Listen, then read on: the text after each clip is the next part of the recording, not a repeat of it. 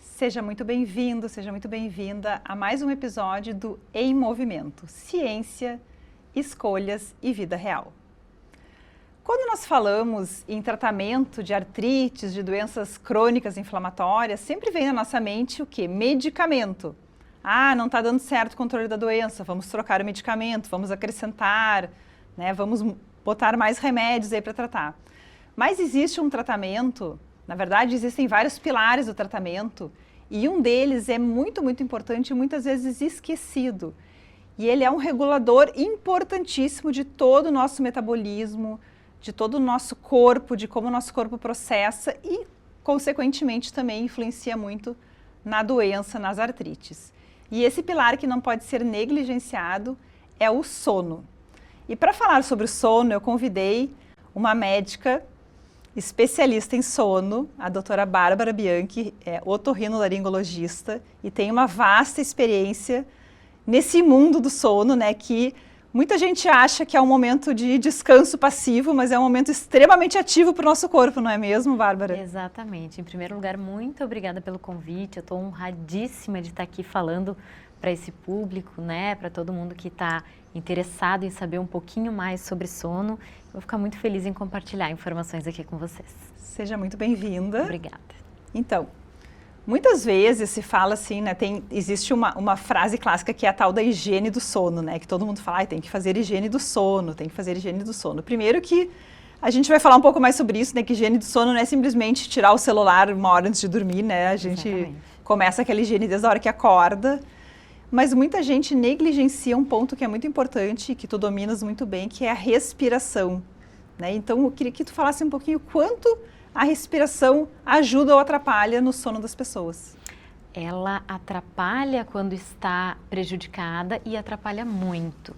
Como você falou, muitas pessoas fazem tudo certinho, vão dormir cedo, têm horários regulares, larga o celular uma hora antes, escurece o quarto e mesmo assim se queixa que está acordando cansado, que está com cansaço crônico, que as suas doenças crônicas não estão se estabilizando. E por que isso está acontecendo?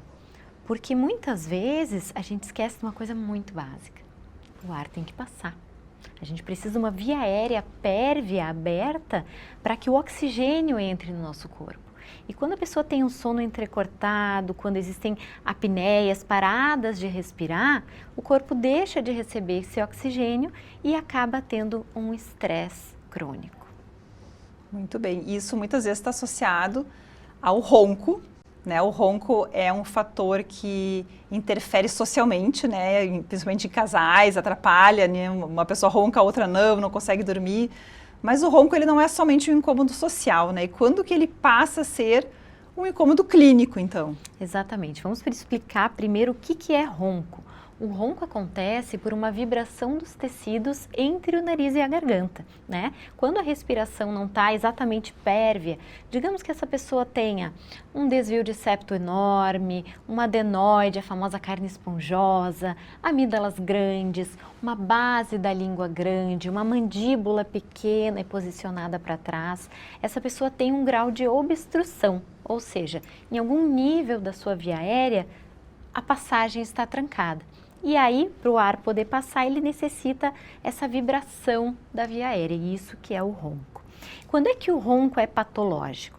Na verdade, qualquer ronco já tem que ser investigado, porque afinal tem alguma coisa errada naquela via aérea quando a pessoa está roncando, não só em adultos, mas principalmente em crianças também. Mas quando a pessoa, além do ronco, sente que ao invés de acordar descansado e disposto, acorda cansado, sente uma sonolência durante o passar do seu dia, sente que a memória não está boa, sente dores crônicas, dor de cabeça de manhã, boca seca, são todos sinais de alerta para que as pessoas procurem o atendimento do especialista. Muito bem. Então aí fica uma conexão do que foi dito, né, que muitas vezes as pessoas não sabem que roncam, não sabem que tem paradas respiratórias, porque ou não dormem com ninguém, ou a pessoa que dorme ao lado dorme tão profundamente que não percebe, não comunica, e tem esse cansaço crônico. Então, é um sinal de alerta quando se tem esse cansaço crônico, mesmo dormindo uma noite inteira, lembrar que tem que investigar uma possível causa, que seriam roncos e apneias. Isso, e na verdade eu recebo muitos pacientes que vêm consultar pelo ronco, não por conta própria, a maioria veio porque o parceiro, a parceira está incomodado com aquele ronco, está prejudicando a saúde do sono do parceiro. E aí minha primeira pergunta é, você dorme bem? Não, eu durmo bem, eu deito e apago. Isso pode não ser um sinal de dormir bem, porque às vezes você está tão cansado que você deita e apaga. E aí, essas pessoas, eu pergunto, você tem apneias? Não, eu só ronco, não tenho apneia. Mas como é que você sabe? Às vezes isso é silencioso, a apneia é silenciosa, você está dormindo, você não está percebendo e quem está ao lado muitas vezes não também. Então, mais um motivo para investigar qualquer ronco. E isso é importante porque assim, o sono ele já tem um ciclo natural, né, que ele tem fases, né, é uma coisa estática como eu falei antes, então a gente tem uma fase de um sono mais leve, ele aprofunda, ele volta a ser leve e a gente tem um despertar, volta esse ciclo de novo. E isso acontece de 4 a 6 vezes por noite, dependendo da pessoa. Porém, às vezes, esses despertares eles não são muitas vezes percebidos. A gente acorda tão leve e está naquele estado de sono que a gente não percebe, mas acontece. E quando que esses despertares, porque muitas vezes essa questão da apneia faz a pessoa não estar respirando e ela desperta. Às vezes desperta no susto ou às vezes ela tem um despertar tão leve que ela não se dá conta, né? Como é que a gente consegue quantificar ou orientar os pacientes sobre isso? Então, primeiro a gente pensa em quais os sintomas que estão levando a pessoa a procurar um atendimento, né? A partir desses sintomas, a gente escolhe quais os exames que nós vamos realizar. Nós, otorrinos, sempre fazemos a polissonografia, que é um exame do sono. A polissonografia tem 2 formatos. O formato presencial, que a pessoa dorme numa clínica monitorizada com eletrodos e passa uma noite lá. E existe também a polissonografia domiciliar, que a pessoa leva um aparelho para sua casa, liga no dedo e dorme na sua casa. Ambos são exames que avaliam a qualidade do sono, se está tendo apneia, se está oxigenando bem o seu sangue. Além disso, existem outros exames dependendo de cada caso, né? Por exemplo, pessoas que têm uma obstrução respiratória, que no exame físico a gente vê que pode ter algo ali a ser corrigido, a gente pede uma tomografia da face, entre outras coisas que podem ser investigadas também. Muito bem. E quando acontece essa queda repetida de oxigênio, no caso das apneias, assim, o quanto isso impacta na inflamação dessas doenças crônicas, né? O quanto essa falta de oxigenação constante pode impactar na doença em si, na inflamação? Impacta muito. Por quê? Quando o nosso corpo tem uma apneia, o nosso cérebro é muito inteligente, o corpo é perfeito, ele manda rapidinho um sinal de que a gente tem que dar uma acordadinha para voltar a respirar. E isso acontece diversas vezes à noite, o corpo entende como uma ameaça. Ameaça repetida é inflamação crônica. E como é que essa inflamação acontece? Através da liberação do cortisol. No momento que a gente está com essa ameaça crônica, o corpo libera o cortisol, que é o hormônio do estresse, famoso, mas ele não serve só para estressar a gente, ele serve para salvar a nossa vida. Então ele faz o nosso coração bater mais rápido, aumentando a frequência, ele faz os vasos se contraírem, tudo com o objetivo de mandar mais oxigênio para as nossas células. E isso repetidamente vai impactar nas doenças crônicas, porque elas também precisam de uma boa oxigenação dos tecidos. Isso libera radicais livres, que também causa mais inflamação no nosso corpo. Então imagina um corpo que já está inflamado por uma doença, ainda potencializa essa inflamação através desse estresse contínuo da liberação de cortisol e de todos esses outros fatores estressantes, né? E aí a gente vem para a questão, no momento que essa pessoa é tratada, é diagnosticada, identificada e é tratada, o que é visto como melhora clínica, né, quando a gente corrige esses fatores? Quando a gente melhora o nosso sono, fazendo algum tipo de tratamento, seja um tratamento medicamentoso, cirúrgico, emagrecimento, uso de algum aparelho, CPAP, tratamentos odontológicos, existe um cardápio vasto de tratamentos hoje para distúrbios do sono. A pessoa geralmente não tem uma percepção assim, agora eu estou dormindo melhor. É difícil perceber isso, porque a gente está desacordado.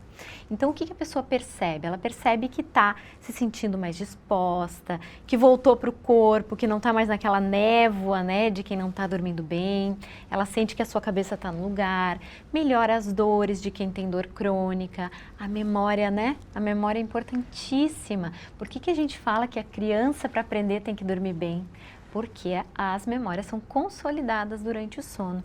E aí, quem tem lapsos de memória também tem que pensar que pode estar tendo algum distúrbio do sono. Então, as pessoas nos referem, né, que tudo melhorou depois que o seu sono melhorou. Perfeito, exatamente isso.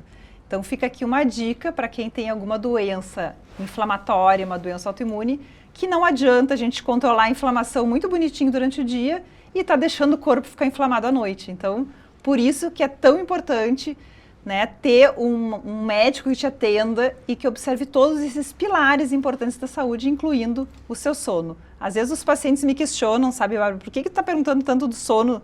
Não quer saber das minhas articulações, das minhas juntas? Claro, porque o sono vai interferir também e eu preciso controlar todos os fatores que podem inflamar o corpo dessa pessoa que está me procurando. Exatamente. Não só na reumatologia, né? Tantas outras doenças que são afetadas pela qualidade do sono. A parte gástrica, por exemplo. Pessoas que têm um sono ruim têm um aumento do refluxo gastroesofágico, justamente pelo aumento da pressão intratorácica. Faz com que o conteúdo do estômago volte com mais facilidade. E aí vem os problemas gástricos e às vezes a gente descobre que o problema era o sono. Né? Questões intestinais, o intestino é super emocional, né? Ele se desregula fácil por causa do sono, isso pode acontecer também. A nossa pele, né? Por que não falar da estética? Quem dorme bem tem olheiras feias e pele mais enrugada, porque obviamente não oxigenou seus tecidos. Até a parte dentária é afetada. Quem tem apneia do sono aumenta muito a chance de ter bruxismo, de ter apertamento dos dentes, que causa dor de cabeça também. Então é uma bola de neve. Uma bola de neve que a gente vai tratando cada coisinha. Mas o importante é a gente não tratar somente o sintoma. Ah, tô com dor de cabeça, vou lá no neuro, ele me dá um remédio. Eu tô com tô com cansaço, vou fazer uma bateria de exames para ver se eu tenho que tomar um suplemento. Eu tô com dor crônica, vou tomar um analgésico. Não, a gente tem que ver o que está por trás de tudo isso. Exatamente, não tem pílula mágica, né? É um conjunto de coisas, né?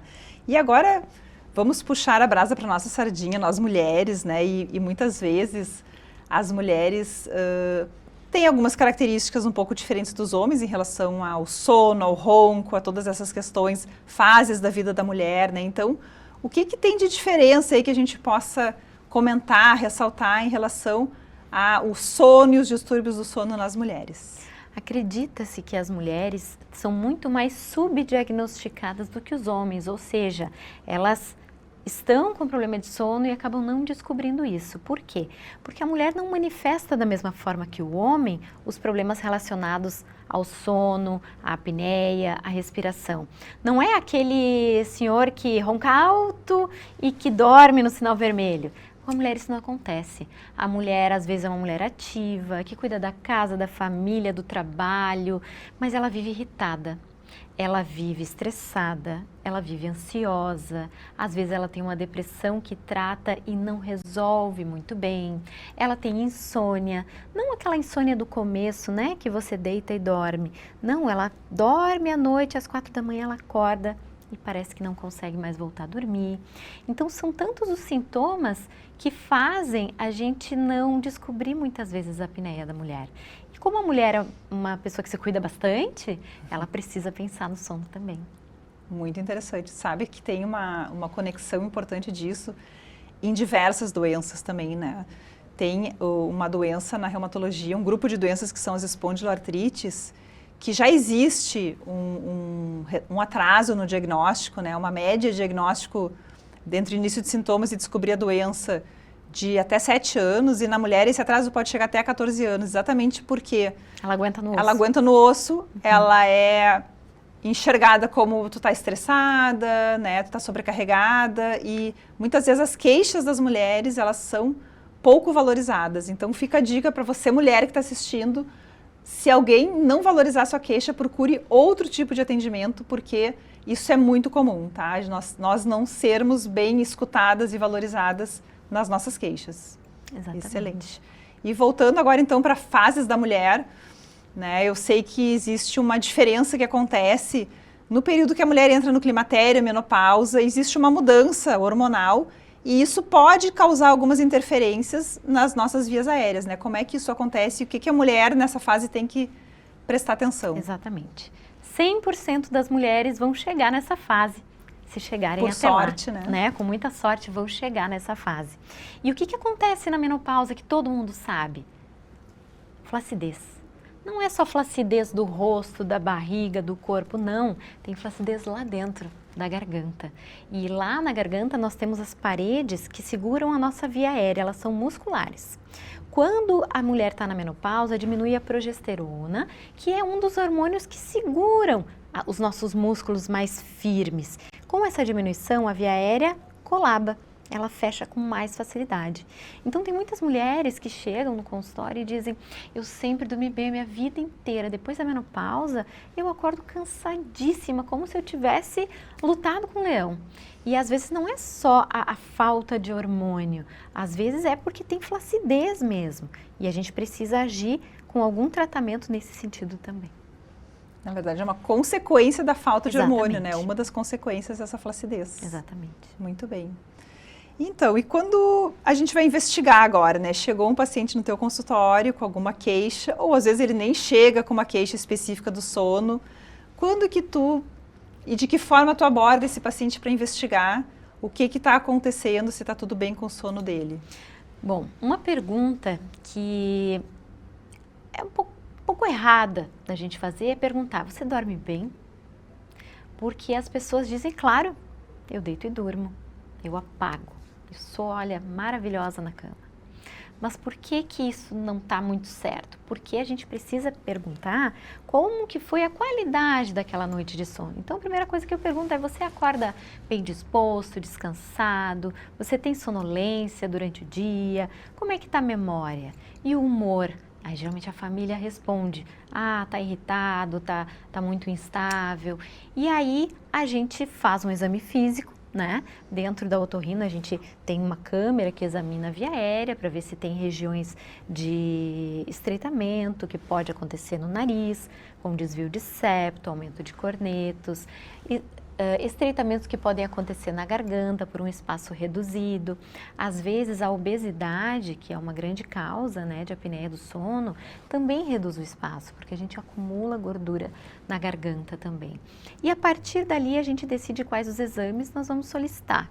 Como eu falei anteriormente, a tomografia da face para ver o tamanho da via aérea e a polissonografia são essenciais.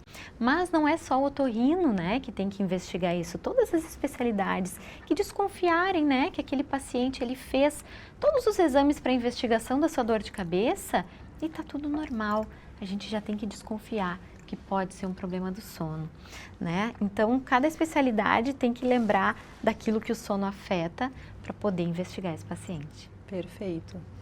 E agora vamos falar assim, a pessoa investigou, descobriu que tem apneia, né?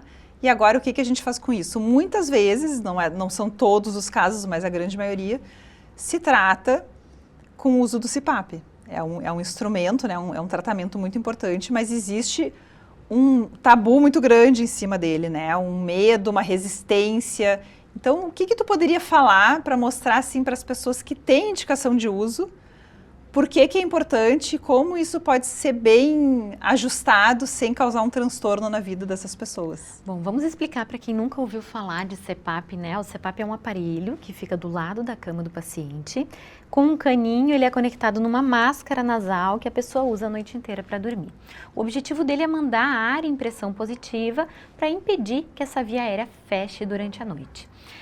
Se falou muito nos tempos um pouco mais atrás de que o CPAP seria o padrão ouro para o tratamento da apneia. Mas não é bem assim, porque cada pessoa tem um padrão ouro no seu caso. O tratamento precisa ser personalizado. E eu vou dar 2 exemplos para vocês que podem elucidar essa questão.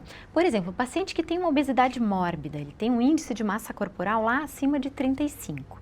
Ele veio com uma apneia grave. Como é que eu vou tratar?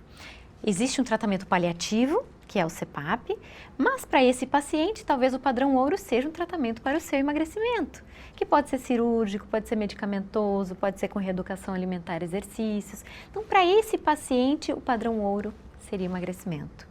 Um outro paciente, que é o que mais aparece para nós, otorrinos, é o paciente com obstrução nasal. Esse paciente é magro, ele é atleta, ele é jovem, mas ele está tendo apneia grave, está roncando alto. Por que será que ele está roncando alto? Aí a gente faz exames, vê que ele tinha um enorme desvio de septo, ele tinha ou amígdalas grandes, palato mais caído. Qual é o padrão ouro para esse paciente? Para esse é cirurgia. Então, como tudo na medicina, o tratamento não é uma receita de bolo, ele é personalizável. E sim, tem pacientes que a gente realmente não encontra alterações anatômicas, que a gente precisa usar o CPAP.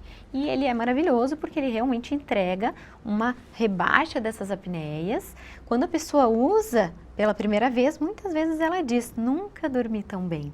Então vale a pena fazer esse esforço de perder o preconceito. Hoje os aparelhos estão menores, estão mais silenciosos, as máscaras estão menores também. E a gente entrega de brinde um sono bom para quem está ao lado. Perfeito, exatamente. Então, muitas vezes as pessoas têm medo de tratamento, né? Do CPAP, de medicamentos, mas a gente sempre tem que botar numa balança. O que é pior? O que está te causando mais dano ou mais incomodação?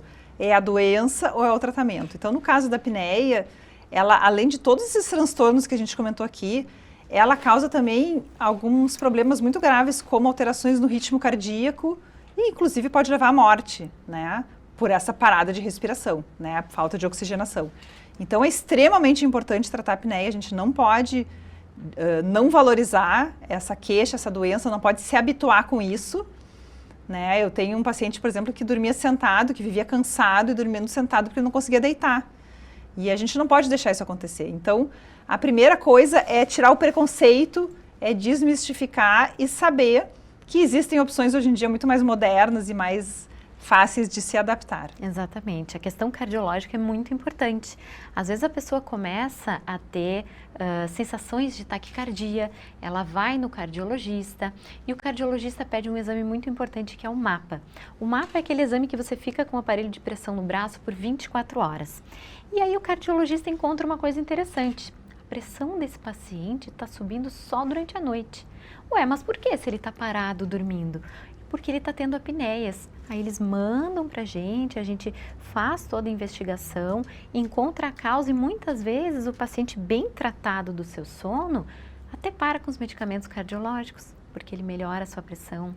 Da parte da reumatologia, eu imagino que o paciente que trata bem o seu sono pode diminuir o uso de analgésicos e coisas que estão desestabilizando a doença dele, né? Com certeza, totalmente, né? Muitas vezes o paciente tem uma fadiga crônica, que é muito comum em quem tem uma doença inflamatória, mas ela está associada, a doença está controlada, mas ela segue com aquela fadiga. E aí usa uma série de medicamentos para ajudar nisso, e quando vê, tratando o sono, a gente consegue reverter esse uso de tanta medicação. Medicação é importante, mas quando ela é necessária e não de forma não essencial, né? Bom, estamos nos encaminhando para o fechamento e eu quero deixar aqui uma reflexão para você que está nos assistindo, algumas perguntas para se fazer e observar a partir de hoje. Ponto número 1. Você acorda se sentindo restaurado ou cansado? Então, como a doutora Bárbara falou, a pergunta não é se você dorme toda noite, é se você acorda descansado, se esse sono da noite foi restaurador e foi suficiente. Reflete sobre isso, pensa e depois me deixa um comentário, me manda um direct de como que está sendo esse despertar, esse seu dia a dia. A segunda pergunta é se alguém já notou que você ronca ou faz pausas respiratórias. Pergunte para alguém que durma perto de você, que durma com você, porque isso é muito importante. É um sinal de alerta para investigar se está acontecendo a apneia do sono. E existem alguns aplicativos que a pessoa mesmo pode colocar no seu celular para ouvir uma noite inteira de sono e saber se está roncando em algum momento, para quem dorme sozinho, né? Perfeito, exatamente, é uma boa lembrança, né? Existem aplicativos hoje em dia que ajudam muito nesse controle do sono. E a outra pergunta é para quem tem dor ou alguma doença reumática, se a dor piora quando você dorme mal. preste atenção nisso, observe e veja que é tão importante tratar o sono quanto usar o medicamento da artrite. E, finalizando, saúde não é só tratar crise, não é só usar medicamento, saúde é um contexto geral, né? É estar bem em todos os pontos da nossa vida. Por isso que eu trago aqui sempre assuntos relacionados aos pilares do nosso estilo de vida. E o sono é um pilar fundamental. Sem um sono reparador, nada na nossa vida funciona, como vocês bem escutaram aqui. E é uma base biológica, né? Então não é cansaço, não é preguiça, não é fadiga, é biologia pura. É isso aí. Eu queria te agradecer mais uma vez, Bárbara, pela presença, pelos esses insights maravilhosos que tu trouxeste. Eu que agradeço pela oportunidade, me coloco à disposição para todos que quiserem tratar, né? A minha clínica é chamada Rinoclínica, podem me encontrar pelo Google e a gente terá o maior prazer em ajudar as pessoas. Nós vamos colocar a referência aqui no programa também. E é isso, encerramos por aqui e até o próximo Em Movimento.